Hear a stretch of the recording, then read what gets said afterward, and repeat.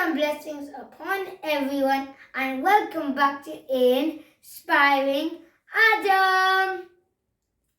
Okay, first of all, I'd like to apologize that I haven't made any Al Ghazali children videos for some time because, as you know, I've been busy with my homeschooling, my hifz, my traveling adventures, and the most recent one, Turkey trip, for helping with the earthquake.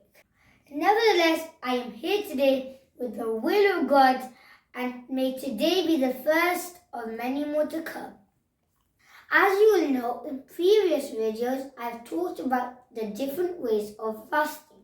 There's external fast and internal fast. And if you've missed those videos, the link will be in the description below. Today, we're going to be talking about internal fasting, but mainly we're going to be focusing on the fasting of the tongue. And the tongue might be small, but it's the most powerful organ in the body. Now you must be wondering, what do I mean by fasting of the tongue? First, we're going to talk about the tone. Now, mostly when my mom calls me down to empty the dishwasher or do any other chores, I'm like, why do I have to do it? Why can't my brother do it? But what I should actually say is, okay, mommy, I'm coming down. Here's another example. When my mom calls me to do my Quran, I'm like, why do you always call me while I'm playing? And she does that, but then what I have to actually think is that if she called me to do my Quran, doing Quran actually makes me smarter. Because one time I was doing my Quran. Now, the night after that, I got interested in Rubik's Cube. And somehow I memorized how to solve the Rubik's Cube. And my mom said that because you do your Quran, that's what happens. So now I have to learn that my mom is calling me because she knows that it's going to be better for me if I go there. So what I have to say is, okay, mommy, I'm coming to do my Quran right now. So that's my two examples. Now, I want you to remember that when elders tell you to do something or say something, make your tone quiet. Don't shout, because with Muhammad sallallahu alaihi wasallam, shout to his parents if they called him? No, he wouldn't. So let's learn from that and never shout when our parents or elderly say something. So let's talk with kindness, love, and respect. Okay, so the next topic is teasing. Now, sometimes when I go to my cousin's house, I like to them, you're so dumb, you don't even know this. But what I should learn from that is that when somebody teases me, I don't like it. So I should know how they feel when I tease them. And also, when I was that age, I didn't know some stuff also. And also my cousin, he knows more about cars than I do. And I might know something more than he does. So if he knows more about cars than I do, does that make me dumb? So we should learn from that. And also, when you tease somebody at school and you're like, oh, your shoes are so horrible, that might cause lots of problems and hurt to them. So let's stop teasing. So from today, we should stop teasing and choose our words wisely before we speak. So the next topic is lying. Okay, now sometimes when my mom says, did you do your wudu? I'm like, yeah, but actually I haven't. And also when she's like, did you do your best? Like, because I think if I say then I won't be lying because I'm not saying yeah. But that is still lying because is another way of saying yes. And also, I should remember that Allah is watching me. So even if she doesn't think I'm lying, Allah is still watching me, and I'll have to answer that on the day of judgment. But somehow, my mom always knows when I'm lying. I'm like, what? Does she have a mind read or something? So now that I've shared my examples, how about you think of your ways that you tell lies? Like when you lie to your teacher, when you lie to your parents, when you lie to your cousins, your friends, and all things like that. So think about it, because is it really worth it? Because we know that Allah is watching us. So no more lying. So the next topic is blackmailing. I kind of do this a lot. When I go to my dad's house, I'm like, if I pray namaz, would you get this toy for me? Or last time I was like, if I go to Wabi, will you help me build this Lego set? And that's blackmailing. Blackmailing is like telling them, I won't do this unless you do this for me. So blackmailing is kind of like bullying. So when I do my Quran or prayer or Tarawih, I should think about it and think about my intention. That am I doing it for Allah? Am I doing it for myself? Or am I doing it for the toys? So think about it, guys. And from now on, no more blackmailing. The next topic is backbiting. And backbiting is you talking about somebody when they're not there. And if you got nothing good to say, don't say anything.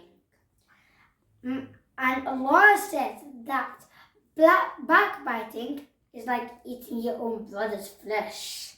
And my mum says to me and my brother, don't backbite at all, because it is not nice.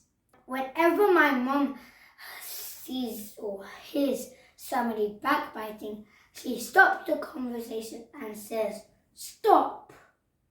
So I haven't got many examples of backbiting, but backbiting is when you talk about somebody else and you say, oh, she did so and so did this and this. And although you might not think that's backbiting and you will think that, oh, you're just telling them what they done, that is backbiting and it is not good. So from today, let's make an intention to not talk about anybody else while they're not there. The next topic is arguing. Now I got so many examples of this, I can't even count on my fingers.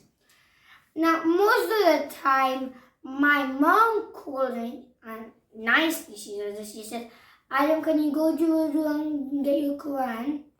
And then I just start moaning. And then she tells me again nicely and I carry on moaning again and again. And then before we know it, both of us are upset. And then after maybe 1 hour, half an hour, I end up doing it.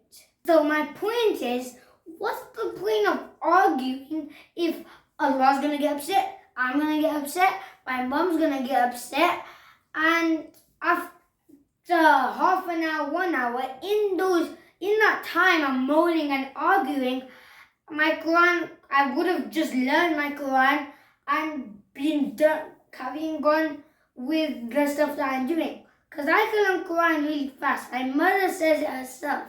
So what is the point of arguing? So I'm going to make an intention from today to stop arguing about my Quran with my mom or whatever it is, because there's no point. And think about it. When you argue with your sibling, your friends, your elders, is there any point? Is it worth it? Think about it and see if you also want to make an intention to not argue with anybody. So the next example is accusing. Accusing, it happens to me a lot. I do it to some other people a lot.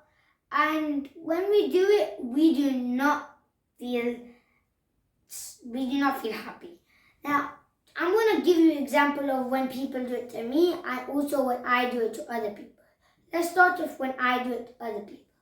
Sometimes when my cousin did something wrong, but they done it by mistake, I don't know they did it by mistake. I thought they done it on purpose. So I go to my whoever else is there and say, he done this. And then he's like, but that's accusing, because I'm saying that he done it when he didn't do it. Now let me tell you what happened to me.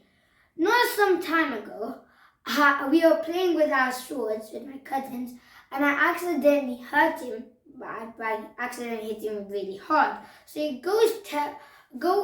he went to tell his parents that I done it to him, and he's crying because he thought that I did it on purpose. But then I'm like, he's accusing me because I didn't do anything. I did it by accident. But he's still like, he's done it on purpose. So that makes me know how they feel when I accuse them and how I feel when they accuse me. So I'm going to make an intention from today, and you should try to do it too. Stop accusing, because either you're going to get upset because your elder's going to think that you're lying, or your siblings going to get upset because your parents are going to think that you're telling the truth, and then they're just gonna not listen to them, and your siblings gonna get in trouble. So try and figure out the facts and sort it out between yourselves, because if you don't figure out the facts, what's the point of telling them? Because you have no proof and you don't know anything. So don't accuse anybody. And our last topic for the tongue is hypocrisy. So, what is hypocrisy? So now I want you to know this, because if somebody accuses you or they don't accuse you, but you figure out you're a hypocrite, hypocrisy is, let's say, all the stuff I told you today, I told you to do it, but then after the video I don't even do it myself, I'm being a hypocrite. Another way of being a hypocrite is, not so long ago, somebody told me, eat with your right hand, but they were eating with their left hand themselves.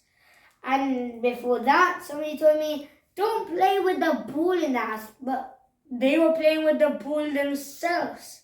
No, Allah dislikes hypocrites the most. So, from today, let's make an intention together that we change from now. So when we grow up, we don't be hypocrites. We don't accuse. We don't argue. We don't backbite. We don't lie. We don't tease, and our tone is small. Merciful, loving, and respectful to no matter who we speak to.